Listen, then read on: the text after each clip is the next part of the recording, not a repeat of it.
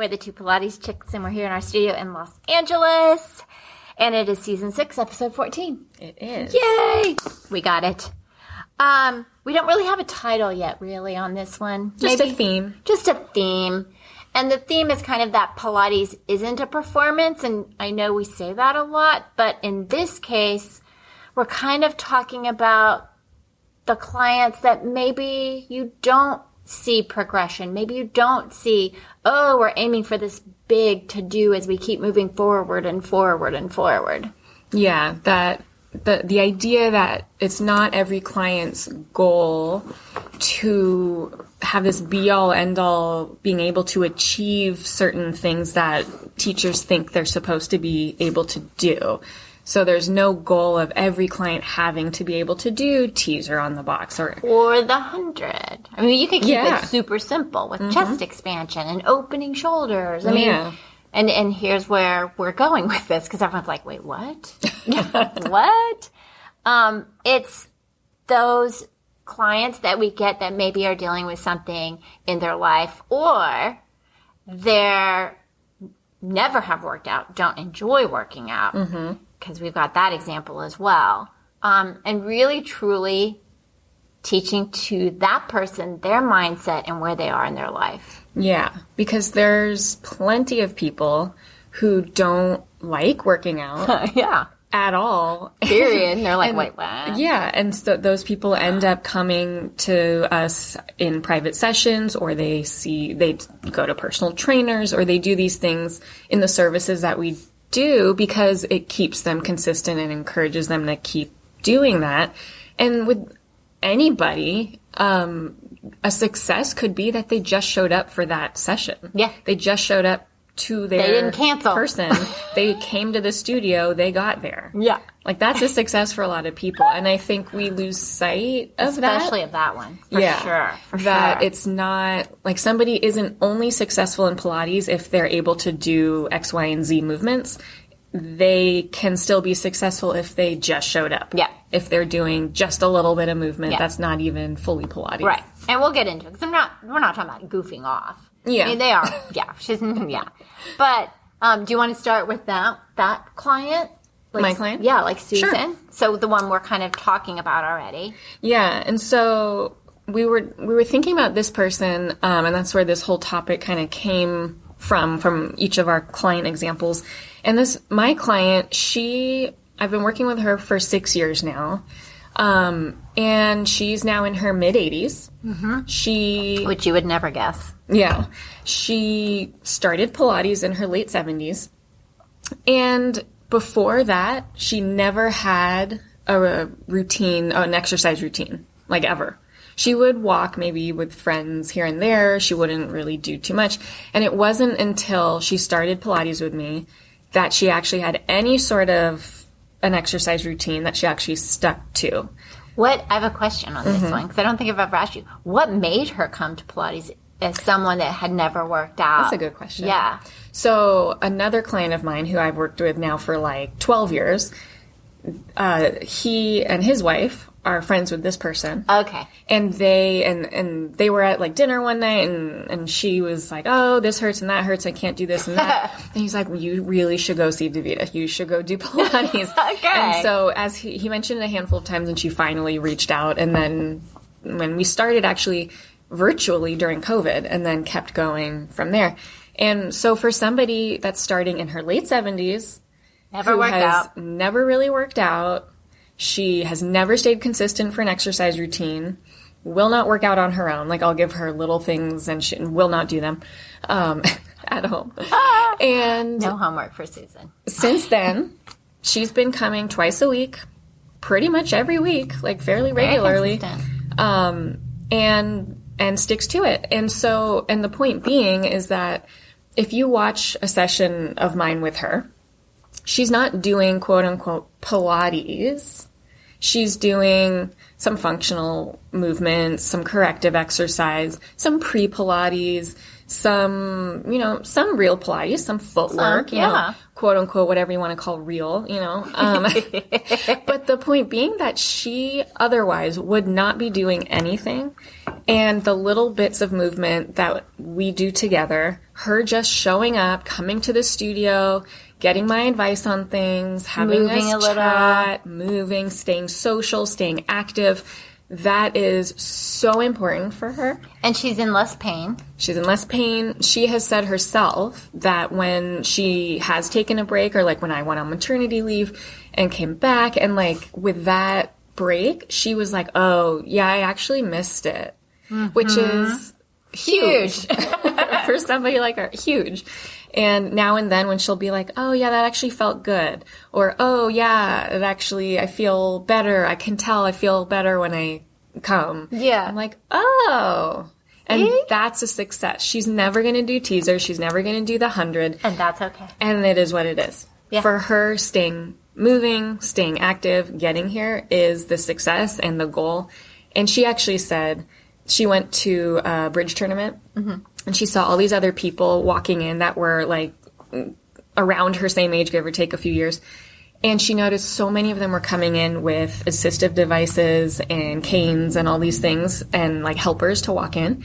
And she never thinks of herself as a very strong or capable person. But she was like, I don't need those things. No. And there's nothing wrong if you do, but she noted that because she keeps active in the little ways that she does, here coming into the studio, doing her little walks, she stays active, she feels better, she feels more capable. Yeah. And that's always, that's the goal, right? I mean, the whole thing with Pilates was so that we help them in the outside world. Yep. Yeah. Oh, I love that so much.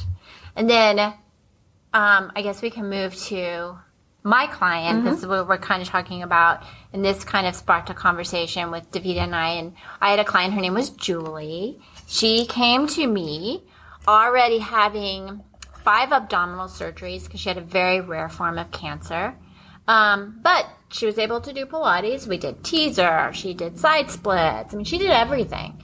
But as the cancer progressed, because she was basically living with cancer, she kept having surgeries, but she would keep coming back after. But it started like it's almost like you're going and starting your Pilates and all this and then backpedaling. So it became where then she was not able to do the things she'd done before. And then it was eventually more functional training. And then it became where her husband was driving her in and helping her get on the Cadillac. But for her, it was just, I get to go to Pilates and move, whatever that was. So it wasn't like you're getting this person to keep doing what they're doing, but you're having to keep them moving how they can move as they're dealing with things that are taking that movement away and that ability away. And I think that for me was a huge lesson as a teacher, because she was just so joyful to be there. Yeah. And then we were doing things like, just diaphragmatic breathing or just kind of pelvic tilts, things that didn't take a lot of effort, or just letting her, feel where she is on the mat. And I think that's important to think about as we teach, is that, okay, our goal is not that she's going to be able to like get on the reformer again and do this, or this or this or that, or we have to work on your balance, we have to work on this. Right. So it's not about the performance, and it's meeting that client where they are. But I just remember after she passed, her husband said, oh, she just enjoyed so much, even if she didn't feel good, the fact that she got to go to Pilates. Yeah. That was it. It's like she knew it wasn't like making her, cured or whatever. Right. But she came until, I think, 2 weeks before she passed. And that was probably the highlight of it was every the highlight day. of, that's what her husband said. Yeah. It was the highlight of her, week, or, definitely her day. But the funny thing we were talking about is she had a form of cancer that made her endorphins like go off the charts. So She was always in a good mood. Everything was always great and fantastic. So, I mean, it was just like this joyful thing for her as well in terms of, I'm here and I'm just breathing and it's great. And then she loved when other people were in the studio so she could, like Susan, it's like she got to be social because other than that, she was at home. Right. And that's also a huge aspect of health and well-being too, is staying social. People, yeah. Yeah. Seeing people, being out in the space with other people. And so the combination, I think what's so important with Pilates is we're helping people because it's both active physically and social. And so, they're having an interaction with us as their teacher and with other people in the space as they're coming in and out. And so you have both of those pillars of health, of physical activity and social well-being. Yeah. And it makes such a difference for people that's really what's so much more important than this goal of teaser. A certain performance of an exercise or making somebody's posture perfect or, all these things that we focus on that we're quote unquote trying to fix. That's not really the goal. No. And I think that's one reason I think you and I wanted to do this is realizing why are we really teachers? Why are we really teaching Pilates? And it is movement.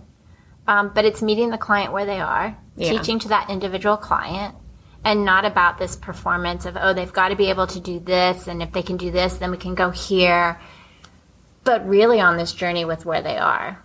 Yeah.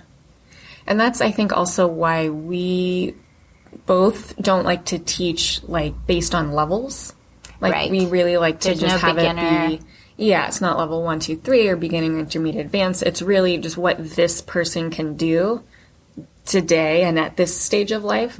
And like we're saying, if somebody starts being able to do what you would call a more complex or advanced movement, they can do those things. And then if they have an issue like that person with cancer or they need a whatever replacement, hip replacement, surgery, whatever, or if they have a chronic illness and they start not being able to do certain things, that's okay too. It's okay. That's not a failure on the client's practice or as the teacher. And I think as teachers, we need to make that very clear. Yeah. That just because you can't do this anymore, like let's say Julie, doesn't mean you failed. Right. It's we're just going a different path. Yeah. And if sometimes, as we always say, we'll ask a client how do you feel about this today? And if the client says, sure, let's try, and then it doesn't work, you can be like, okay, we tried. Let's move over to this thing. Or if they say, no, that doesn't feel right for today, that's also fine because it's actually better that they told you that than just trying to power through because they think that's what they're supposed to do to be successful. Yeah. And I like that you brought that up, which brings me to the next client we were going to talk about, which her name was Terry. And I got her from another teacher, but she had a heart transplant. And I remember as a teacher going, I've never taught anyone with a heart transplant. It can be scary. It can be scary. But she also had, as a kid, cancer in her chest, which is why eventually she needed the heart transplant because they did radiology. Radiation. Thank you.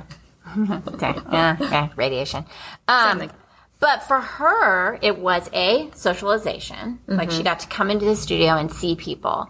And she had I would say peaks and valleys in terms of health with her heart transplant. Which is very common. Very common. Yeah. And she survived 5 years, which is pretty much the average. And she would be in the hospital, then she would come out. But she didn't want to be treated in the studio like she was the child with cancer. She didn't want to be treated like she had a heart transplant. She wanted to be like everybody else. So she wanted to move. She wanted to be challenged. But you also had to be careful because of her energy level due to that. So she would have to recover after, and you would take it a little. So maybe you sat and you talked as you were changing things out. So she got to rest. But making her not feel like she was sick or damaged was why she came. And that's all she wanted was I want to, she would joke, she'd be sitting there and someone would be doing let me think, long stretch or flipping on the Cadillac or whatever. And she'd sit there and she'd go, oh yeah, I can do that. Being very jokey about it. But it's like you don't want to treat her like, oh, you can't, like you're saying, you can't do this. But I'd be like, how do you feel about this today? Because she was very rounded forward with a lot of scar tissue. And so I'd be, how do you feel about this today? And so her neck would have always a lot of pain. Yeah. So it would just be kind of figuring out what's comfortable today and what's good for you without saying, is this hurting you? Do you think it's going to hurt?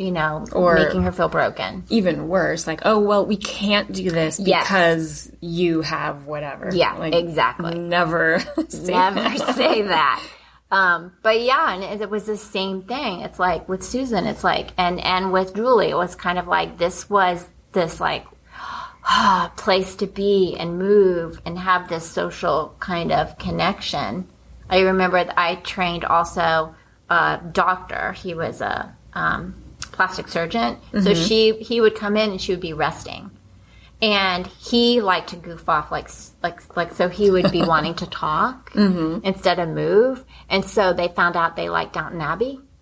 So he would yell across, Terry, did you watch Downton Abbey? And I'm like, stop it. And she'd start talking. So it's kind of like, you've got to give those moments. Because it's fun and it's, it doesn't have to be so serious and you're not doing a performance and we're here to help people and make them feel better. Exactly.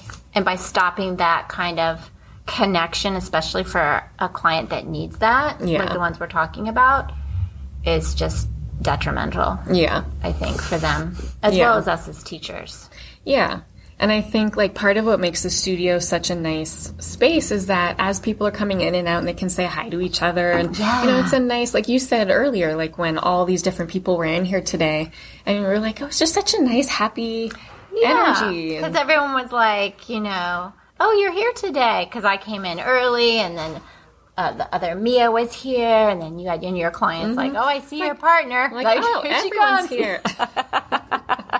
And it's communal. And that is also a huge part of health. Yeah. And well-being. Yeah. Well, they talk about as we age, one of the things that keeps people, happy and living is socialization. Yeah.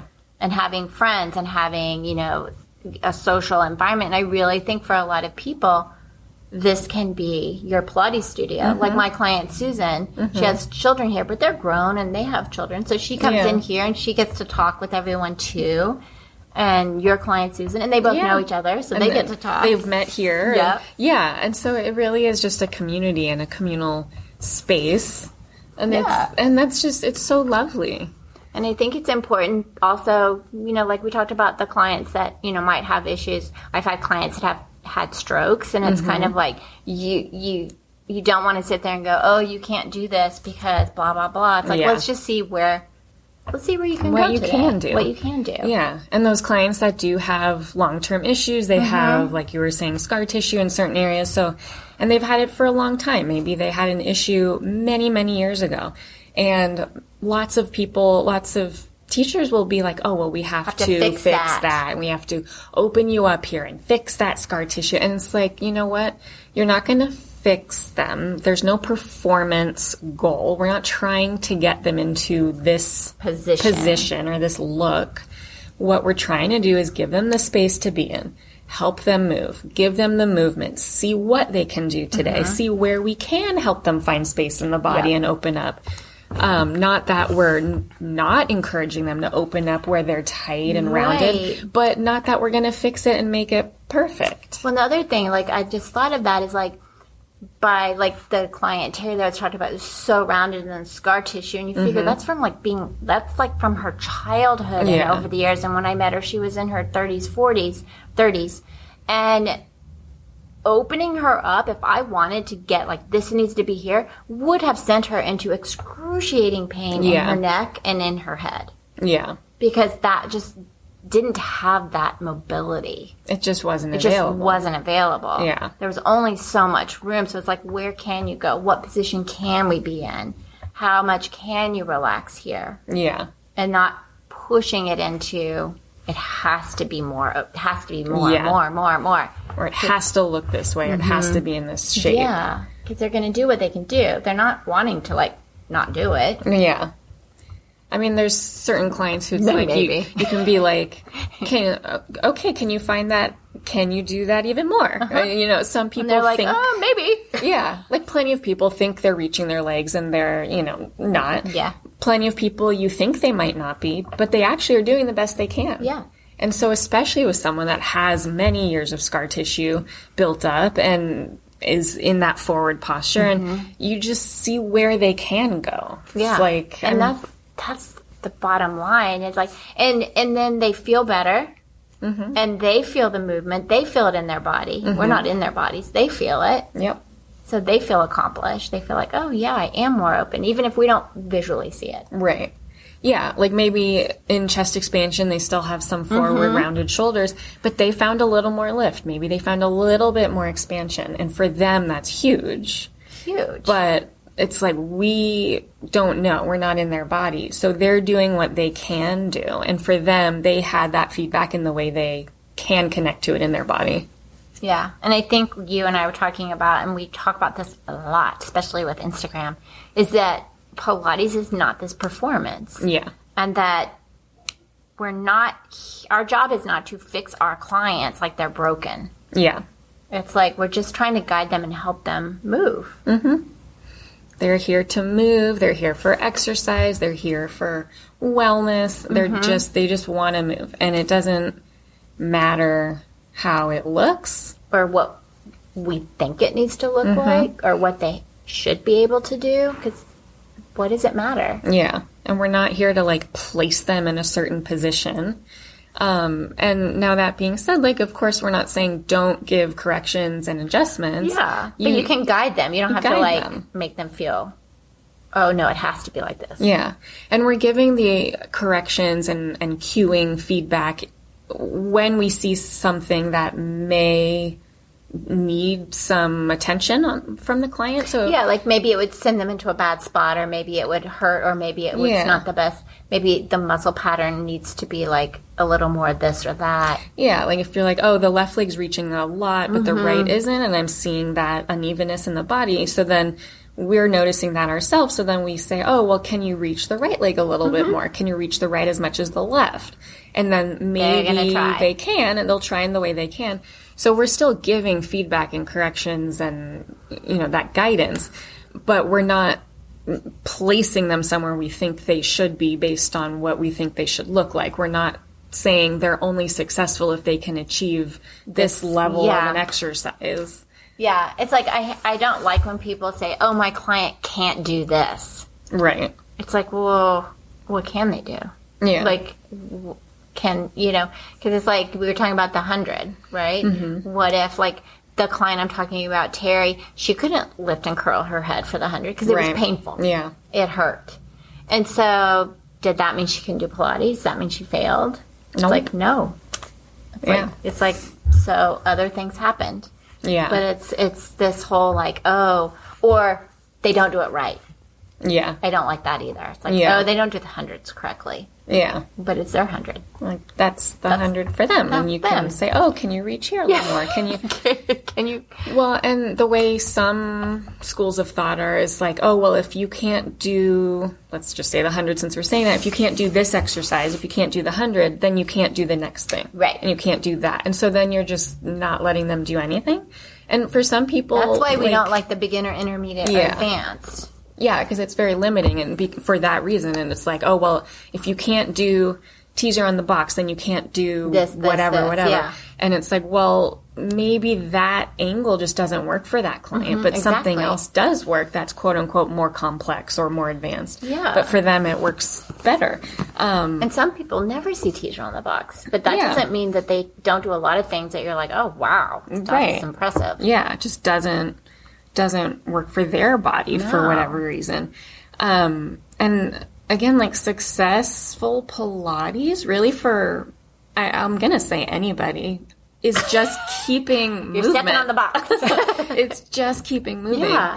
So like these clients that you would, like we're talking about in our examples today, it's like you would maybe say they quote unquote regressed in their Some literally did regress. Yeah.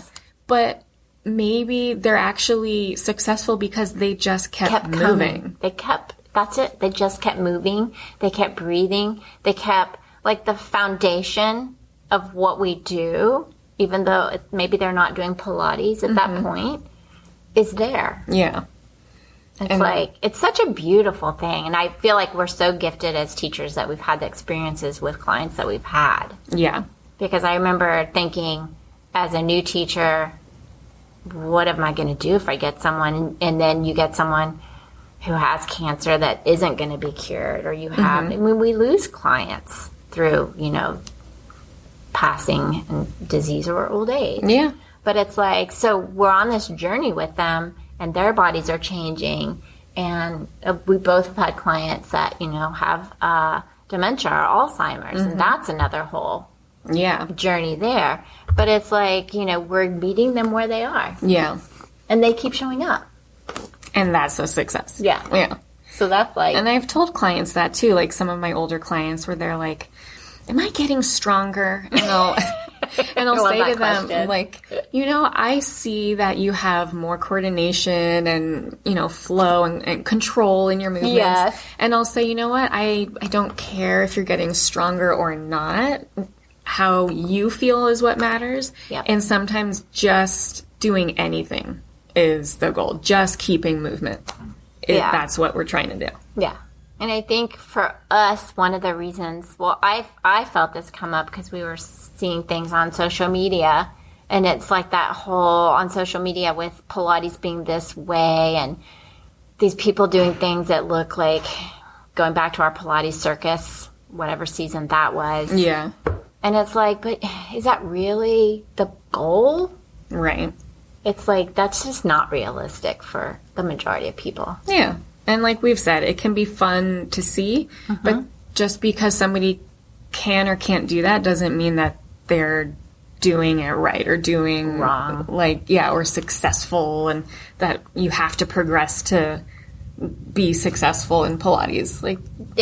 Just move. Just move. Well, I tell this, and I think you and I've talked to the students multiple times about this, is like, I like when things go a little wrong because the client learns something, we learn something, and then because of their learning something, they feel better and they feel more like in control, because it's like, oh, okay, that now how do I? Okay, this feels. Oh, wow. Yeah.